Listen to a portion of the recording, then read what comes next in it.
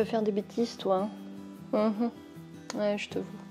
Salut YouTube, ici Mia alias Click Argentique et aujourd'hui on va répondre à une question d'un abonné et une question que je me suis également posée juste avant qu'il me la pose. Donc l'abonné c'est iChristophone, il m'avait posé cette question pour les 1 an de Click. Il m'avait demandé l'emballage rouge transparent des Babybel est-il inactinique? Et bien aujourd'hui on va faire le test si cet emballage est inactinique. Allez, c'est parti.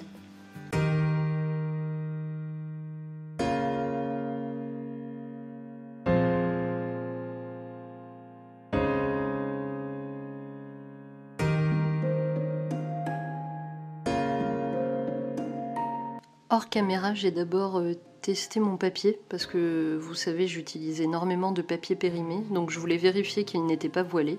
Donc j'ai simplement mis un morceau de papier sans l'avoir exposé dans le bac de révélation. Et j'ai ensuite fait ce que vous voyez à l'écran, c'est-à-dire voiler volontairement un papier afin de vérifier maintenant mon révélateur, vérifier que tout fonctionne parfaitement avant de pouvoir commencer les tests. Une fois que cette partie elle est ok, j'ai commencé donc mes tests avec ma lampe vélo où j'ai mis la lumière blanche et j'ai utilisé en guise de filtre les petits papiers Babybel.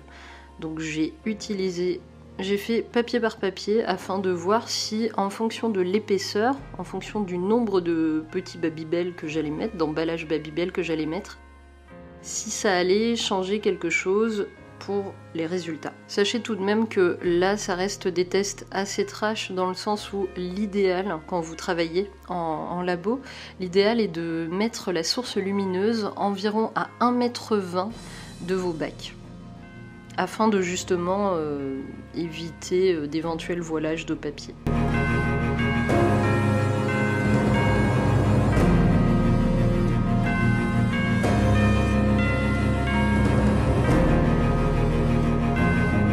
Donc voici les résultats après développement. Donc ça, c'est mon papier pour vérifier qu'il n'a pas été voilé.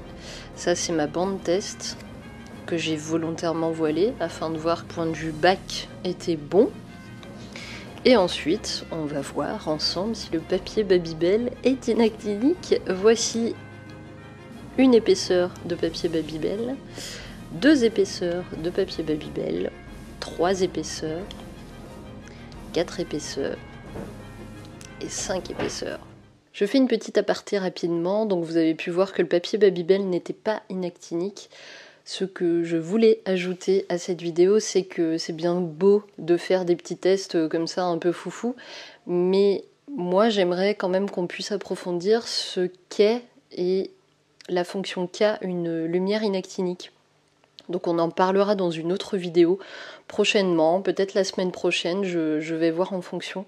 J'ai fait pas mal de recherches là-dessus, je suis absolument pas scientifique, donc on va essayer d'aborder les choses avec simplicité et logique. Et voilà, donc on va en tout cas en parler dans la chaîne très très rapidement pour expliquer vraiment la fonction d'une lampe inactinique, parce qu'il y a plein de choses à prendre en compte, et j'avais pas envie simplement de vous montrer un test comme ça basique sur est-ce que l'emballage Babybel est inactinique.